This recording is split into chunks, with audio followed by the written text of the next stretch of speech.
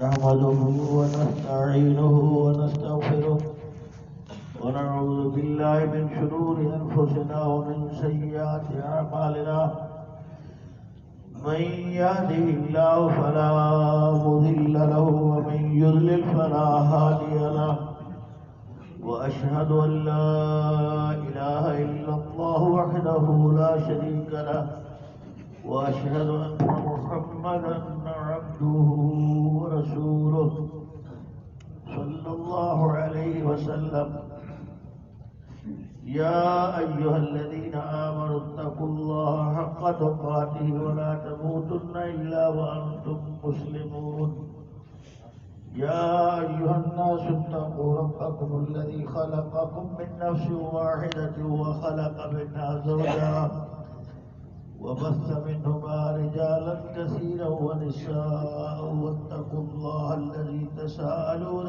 به والأرحام إن الله كان عليكم رقيبا يا أيها الذين آمنوا اتقوا الله وقولوا قولا سديدا يصلح لكم أعمالكم ويغفر لكم ذنوبكم ومن يطع الله ورسوله فقد فاز فوزا عظيما أما بعد فإن خير الحديث كتاب الله وخير الهدي هدي محمد صلى الله عليه وسلم وشر الأمور محدثاتها وكل محدثة بدعة وكل بدعة ضلالة وكل ضلالة في النار قال الله تبارك وتعالى في القرآن الكريم أعوذ بالله من الشيطان الرجيم من همزه ونفخه ونفثه بسم الله الرحمن الرحيم سبحان الذي أسرى بعبده ليلا من المسجد الحرام إلى المسجد الأقصى الذي باركنا حوله لنريه من آياتنا إنه هو السميع البصير وقال تعالى في مقام آخر والنجم إذا هوى ما ضل صاحبكم وما غوى وما ينطق عن الهوى إن هو إلا وحي يوحى علمه شديد القوى ذو مرة فاستوى وهو بالأفق الأعلى ثم دنا فتدلى فكان قاب قوسين أو أدنى وأوحى إلى عبده ما أوحى ما كذب الفؤاد ما رأى أفتمارونه على ما يرى ولقد رآه نزلة أخرى عند سدرة المنتهى إنها جنة المأوى إذ يغشى السدرة ما يغشى ما زاغ البصر وما طغى لقد رأى من آيات ربه الكبرى اللهم صل على محمد وعلى آل محمد كما صليت على إبراهيم وعلى آل إبراهيم إنك حميد مجيد اللهم بارك على محمد وعلى آل محمد كما باركت على إبراهيم وعلى آل إبراهيم إنك حميد مجيد رب اشرح لي صدري ويسر لي أمري واحلل عقدة من لساني يفقهوا قولي سبحانك لا علم لنا إلا ما علمتنا إنك أنت العليم الحكيم سبحان ربك رب العزة عما يصفون وسلام على المرسلين والحمد لله رب العالمين حمد و ثنا کے بعد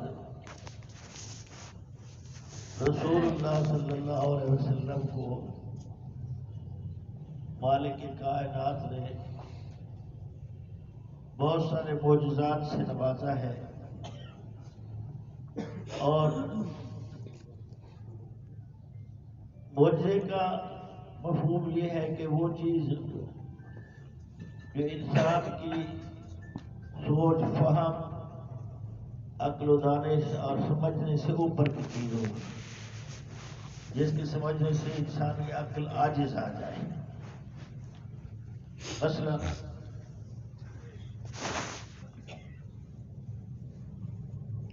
ایک شخص ایک برتن میں یوں ہاتھ رکھتا ہے جس میں چند قطرے پانی ہے، اور وہ ہاتھ نکالتا ہے تو اس کی پانچوں انگلیوں سے پانی کے چشمے فواروں کی طرح ابل رہے ہوتے. تو یہ کیسے سمجھ میں آتی ہے بات؟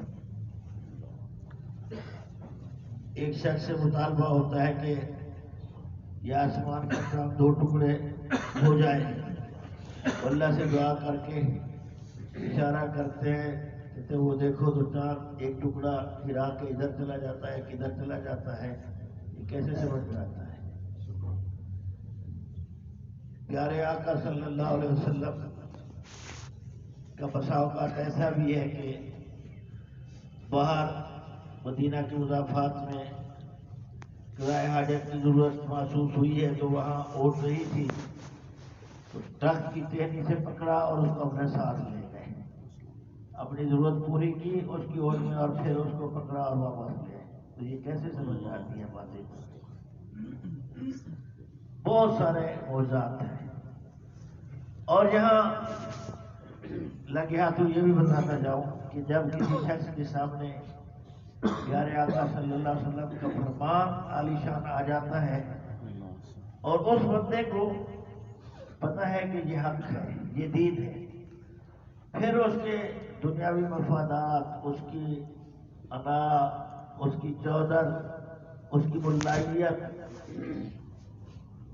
کوئی چیز آڑے آ جاتی ہے اس پر عمل کرنے سے تو وہ مخالفت کر لیتا ہے تو اس کو سزا بھی ملتی ہے. رسول اللہ صلی اللہ علیہ وسلم کے سامنے ایک شخص کھانا کھا رہا تھا بائیں ہاتھ سے، لیفٹ ہینڈ سے. تو فرمایا کل پہ زمین ایک دائیں ہاتھ سے کھانا کھاؤ. اب اس کو یہ خیال آیا کہ یہ سمجھیں گے کہ اس کو یہ بھی پتہ نہیں ہے. اپنے آپ طرف والے لوگ کہہ دیتے ہیں نا. وہ کہنے لگے میں دائیں ہاتھ سے میں کھا نہیں سکتا.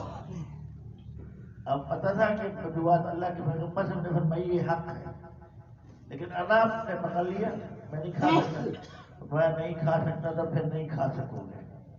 صحابہ کہتے ہیں پھر اس کے بعد پوری زندگی دائیں ہاتھ سے بڑے بڑے کام کر لیتا تھا لیکن لقمہ اٹھا کر منہ تک نہیں لے جا سکتا. رسول اللہ صلی اللہ علیہ وسلم کی مخالفت بھی عام بندے کی مخالفت نہیں ہے. آپ کی اطاعت، فرما برداری اور اتباع اگر مالک کائنات کی اطاعت اور فرما برداری ہے تو پھر آپ کی مخالفت بھی مالک کی نافرمانی اور مالک کی مخالفت ہے. ایک جملے میں فرمایا ما آتاکم الرسول فخذوہ، تمہیں جو میرا رسول دے لے لو. یہ تمہارا حق ہے کہ تم رسول کے پیغمبر نبی اور رسول ہونے کے بارے میں دلائل مانگو. ایسے جو کہ بندہ اٹھ کر کھڑا کہہ دے اللہ کا نا بد کردار کہ میں اللہ کا نبی ہوں، اس کو نہیں ماننا. اس کے نبی ہونا جب ثابت ہو جائے پھر ادھے اعتماد سے بھی آگے کا اعتماد کرنا ہے. صحابہ نے ایسے کیا ہے نا. بڑی معروف حدیث ہے ابو داؤد جو امام ابو داؤد رحمہ اللہ کتاب الجہاد ملا ہے، کئی دفعہ ایسی جگہ سے پیش ہوئی ہے. مختصراً اشارہ کرتا ہے چلو ایمان تازہ ہو جائے گا کہ صحابہ نے جب آپ کو نبی مانا ہے، رسول مانا ہے، یہ نہیں کہ آپ نے اعلان کرتے ہی مان لیا ہے.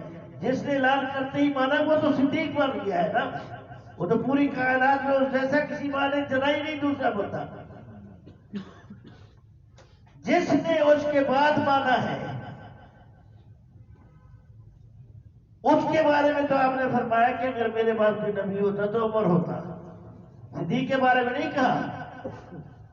اس کو تو کہا صدیق تیرے احسانات اتنے میں بدلہ نہیں دے سکتا، قیامت میں اللہ سے لے کر دوں گا. بات ہی ختم ہو گئی. سبحان اللہ. ہم جس بدنصیب دور میں رہ رہے ہیں جہاں صدیق کا ایمان ڈسکس کیا جاتا ہے کہ وہی ایمان مومن تھا کہ نہیں تھا، اور ہمارے ان لوگوں کے ساتھ شہرانے بھی ہیں اور ہم نے ان کو سر پر بھی بٹھا رکھا ہے. ہمارے حکمران بھی ووٹ ہم دیں گے ان کو.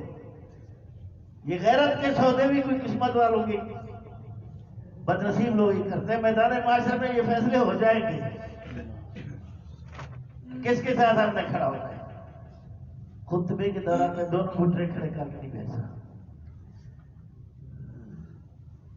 میری طرف توجہ کریں گے.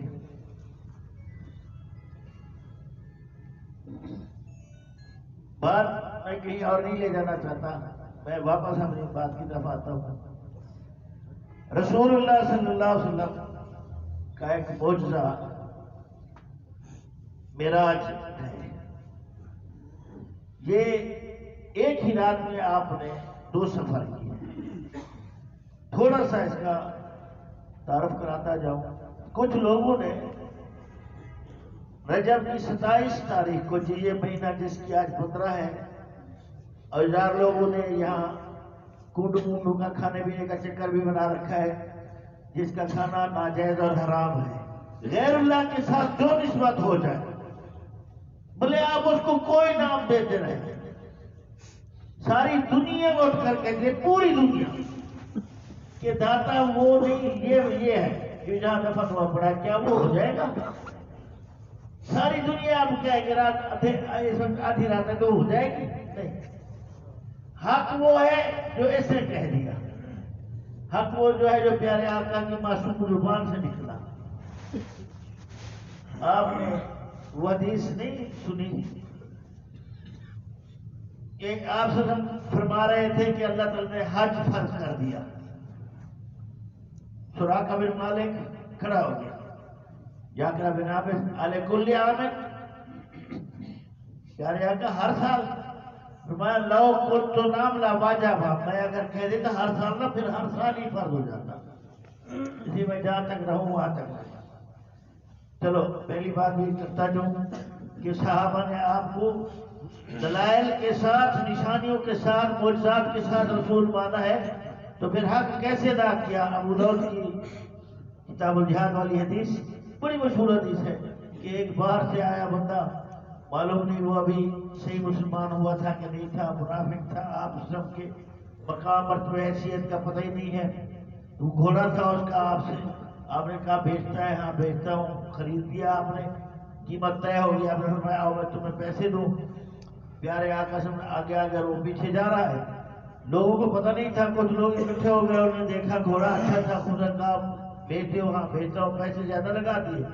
تو وہ آواز دیتے ہیں اللہ کے رسول یا محمد صلی اللہ علیہ وسلم، اگر گھوڑا خریدنا ہے تو خرید لو، نہیں تو میں ان کو بیچتا ہوں. پیارے آقا سے فرمایا تیرا میرا تو سودا ہو، کیونکہ میں تمہیں پیسے دینے جا رہا ہوں. اب اس کو کیونکہ اور زیادہ پیسے مل رہے تھے، لالچ میں آ گیا. یہ سلسلہ اب تک چلا آ رہا ہے. اس کیٹیگری کے لوگ اب بھی موجود ہیں. اللہ ہمارے ایمان کی حفاظت کرے. ایمان چند تقوی اور ٹھیکریوں میں بھیجنے والی ہے. یہ بہت قیمتی بتا ہوتی ہے.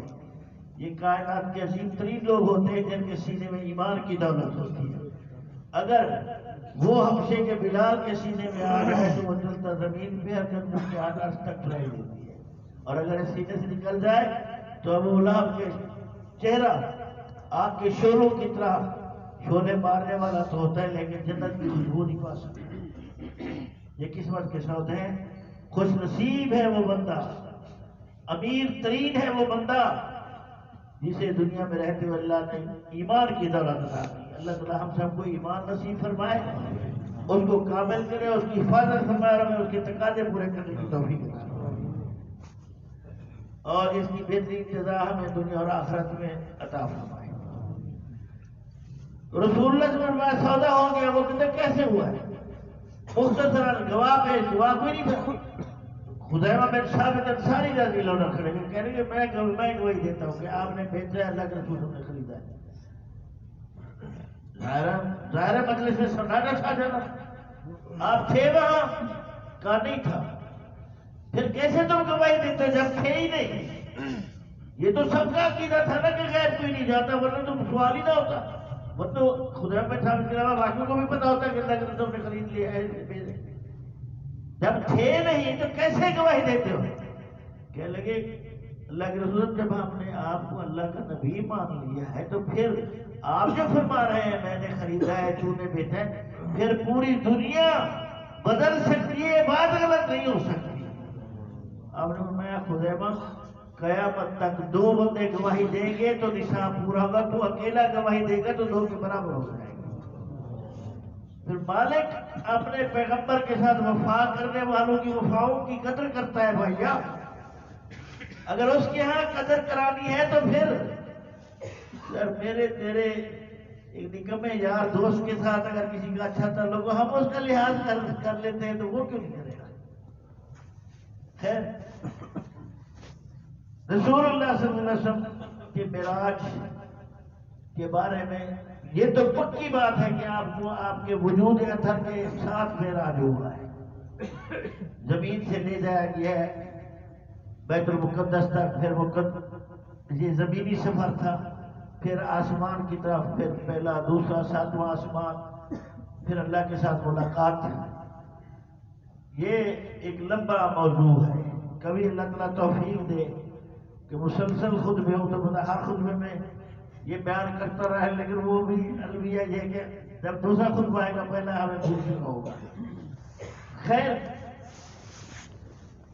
بعض لوگوں نے کہا ہے کہ یہ جب آپ کو نبوت ملی ہے تو اس وقت ہی معراج بھی ہوا ہے، یہ امام طبری کا قول ہے۔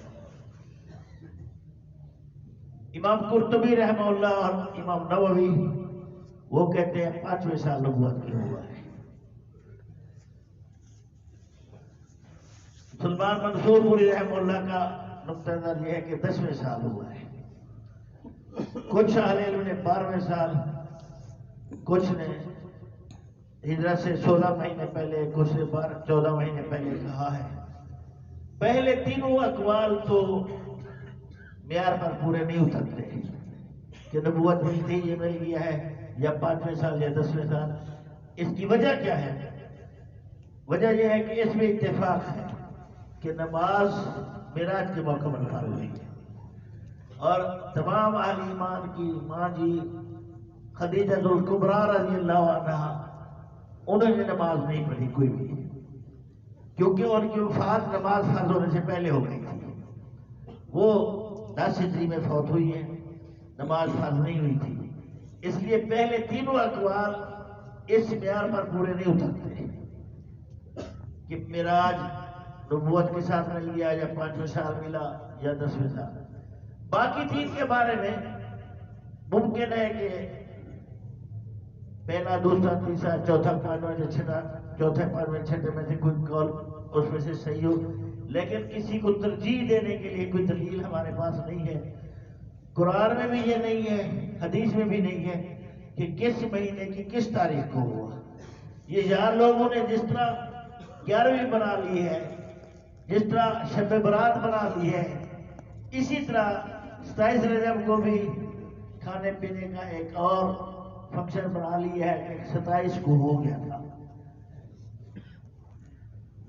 اصل تو یہ ہے کہ معراج اس کا سبق کیا ہے، اس کا فلسفہ کیا ہے۔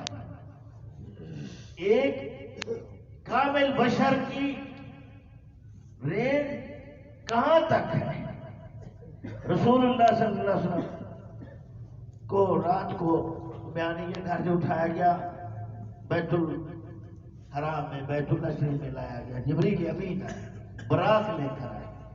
یہ گھوڑے سے چھوٹا اور خچر سے کچھ بڑا جانور تھا۔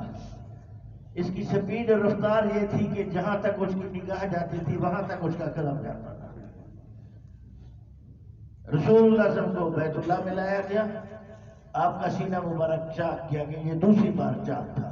پہلا سیدہ حلیمہ سعدیہ کے ہاں جب آپ بچپن میں تھے اس وقت فرشتوں نے چاک کیا گیا اور آپ کا دل دھویا تھا۔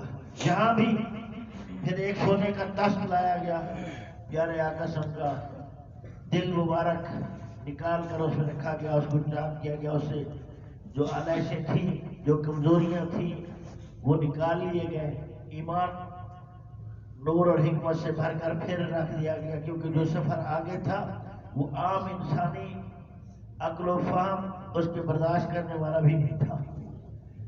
تو رسول اللہ صلی اللہ علیہ وسلم کا ایک سفر اسراء ہے۔ اسراء سیر زمین سے زمین پر سفر کو اسراء کہا گیا ہے کہ مکہ سے بیت المقدس تک کا جو سفر ہے یہ اسراء ہے۔ یہاں ایک عجیب واقعہ ہوا کہ جب رسول اللہ صلی اللہ علیہ وسلم اس براق پر سوار ہونے لگے تو وہ چونکہ فرشتوں کی سواری تھی، رسول اللہ صلی اللہ علیہ وسلم فرشتے تو نہیں تھے، وہ بدع کا ہے، یعنی رسول اللہ صلی اللہ علیہ وسلم کا نوری نہ ہونا یا بشر ہونا اتنا واضح بات ہے کہ جو آپ کی سواری کے لیے براق لایا گیا اس نے بھی سمجھ لیا کہ یہ فرشتہ نہیں ہے، یہ نوری نہیں ہے، کیوں پہلے تو نہیں بدعتا تھا، آج بھی دیکھنے لگا۔ اسے جب اٹکیلیاں کی تو جبریل نے اس کو کہا علیہ السلام، تیری پشت پر آج سے پہلے اس سے زیادہ عزت، عظمت اور وقار و احترام والی شخصیت نے سواری نہیں کی۔ حدیث کتاب نے فرفض عرقا، ہائے ہائے، ہم سے تو اس جانور کی فہم اور سوچ کتنا کمال کی تھی، یہ جملے پڑھے وہ پسینے میں ڈوب گیا۔ اس مسلمان کا کیا بنے گا جو اپنی صبح ہی داڑھی موٹر سے کر لیتا ہے، اپنی ماں بہن بیٹی بیوی کو بنا سوار کے فرنٹ سیٹ میں بغیر پردے کے بٹھا دیتا ہے، سود کھاتا ہے، جھوٹ بولتا ہے، دوسروں کی پگڑیاں اٹھاتا ہے، یہ تو جانور ہے نا۔ آقا کا نام آیا تو پسینے پسینے ہو گیا ہے، ہم کہاں کھڑے ہوئے ہیں؟ اللہ تعالیٰ سے دعا کرتے ہیں کہ اللہ تعالیٰ ہمیں دین کا صحیح فہم نصیب فرمائے۔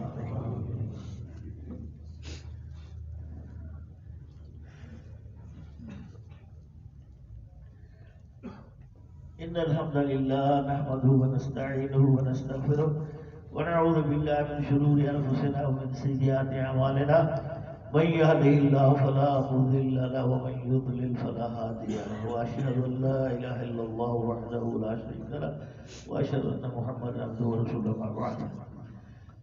رسول اللہ صلی اللہ علیہ وسلم کو مکہ سے بیت اللہ سے بیت المقدس تک لے جایا گیا، یہ جو قبلہ اول ہے۔ اللہ کی بارگاہ میں دعا ہے کہ اللہ قبلہ اول کو آزادی نصیب فرمائے۔ مسلمان امت میں اللہ تعالیٰ بیدار مرد، دینی حمیت اور غیرت والے، دین کا درد رکھنے والے مخلص حکمران پیدا فرما دے۔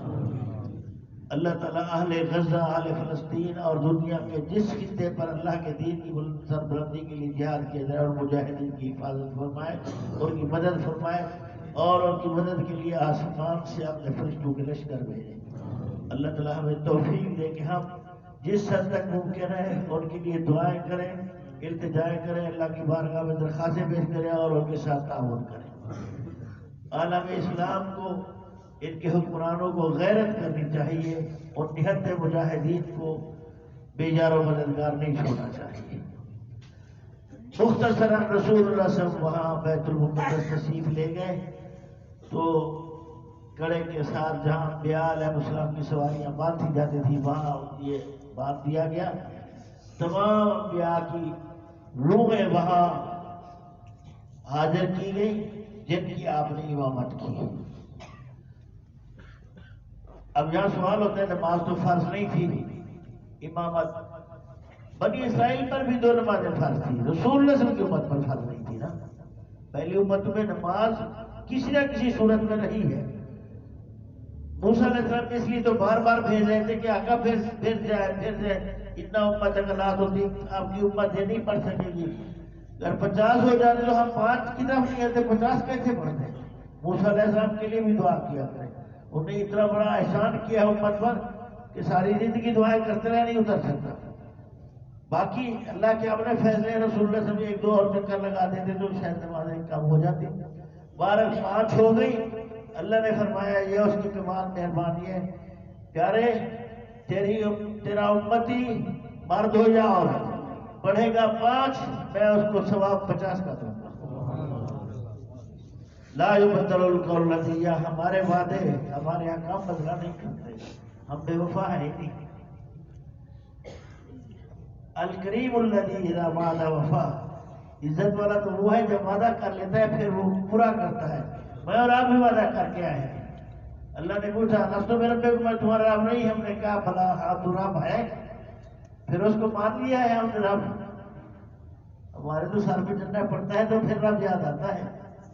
بندہ مومن کی سوچ، میں بالکل بیک ورڈ علاقے کا پیڑوں سا ہوتا، مجھے تقریریں کے لیے بالکل ہی نہیں آتی، میں تو سیدھے سادھے آپ کو باتیں کرتا ہوں۔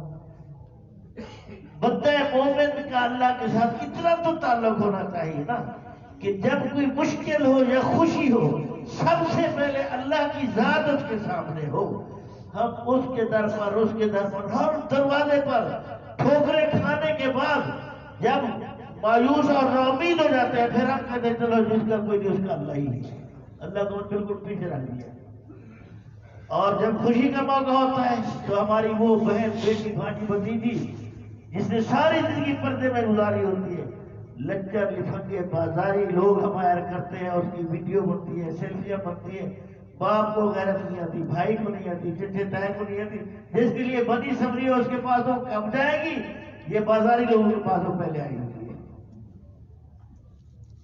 مت ماری جاتی ہے جب نافرمانی کی جاتی ہے۔ خیر وہاں گئے، یہ بھی مسئلہ حل ہوا، وہاں کیسے سارے انبیاء کی روحیں آئیں، یہ معجزہ ہے بھائی، یہ ہماری سمجھ سے باہر ہے، اللہ کے لیے کچھ مشکل نہیں ہے۔ اب کون نماز پڑھائے گا؟ مسئلہ آج اگر آپ کی سمجھ میں آ گیا نا، بہت سارے آپ کے مسئلے حل ہو جائیں گے۔ یہی جملہ جو میں بول رہا ہوں سمجھ میں اللہ کرے آ جائے، مجھے اللہ توفیق دے سمجھانے کی اور آپ کو سمجھنے کی۔ جبریل جو نوریوں کا سردار ہے، تمام انبیاء رسولوں کے پاس وحی لے کر وہی اکیلا آ گیا ہے۔ سب امین، اللہ نے فرمایا میرے ہاں یہ امین ہے، فرشتوں میں سے صرف جبریل کا لقب ہے جبریل امین، ایک لفظ بھی اوپر نیچے نہیں کیا، سارے انبیاء کے پاس لے کر آیا، نوریوں کا سربراہ ہے، لیکن رسول اللہ صلی اللہ علیہ وسلم کی موجودگی میں اس کو بھی مصلی پہ کھڑے ہونے کا حق نہیں۔ آپ کے جد امجد ابراہیم خلیل اللہ ہے، آپ کے باپ والد محترم آدم علیہ السلام ہے، 950 سال تبلیغ کرنے والے سیدنا نوح علیہ السلام ہے، کوئی بھی نبی مصلی پہ نہیں ہوا۔ اس سے یہ مسئلہ بھی نکلتا تو ہے کہ جس مجلس میں اللہ کے رسول سے ہوں وہاں کوئی اور مصلی پہ کھڑا، تو یہاں ہم حاضر ناظر کبھی عقیدہ رکھتے ہیں، نمازیں بھی خود پڑھائے جا رہے ہوتے ہیں، کیوں؟ یہ خالہ جی کا وعدہ نہیں ہے۔ اگر رسول اللہ صلی اللہ علیہ وسلم ہے تو کوئی اور نماز پڑھا نہیں سکتا، امامت آپ کی ہوگی، یہاں سب کی آپ سب نے امامت کرائی۔ پھر آپ کو لے جایا گیا پہلے آسمان پر، زمین سے آسمان تک کا فاصلہ 500 سال کی مسافت ہے، وہاں نظام ہے، دروازہ بند ہے، دستک دی گئی۔ پوچھا دروازے میں کون؟ اس نے کہا میں جبریل ہوں۔ پہلے تو یہ صورتحال نہیں ہوا کرتی تھی جو آج ہے، کون ہے آپ کے ساتھ؟ اوپر والوں کو پتہ نہیں ہے، فرشتوں کو پتہ نہیں ہے، کیونکہ وہ غیب نہیں جاتا۔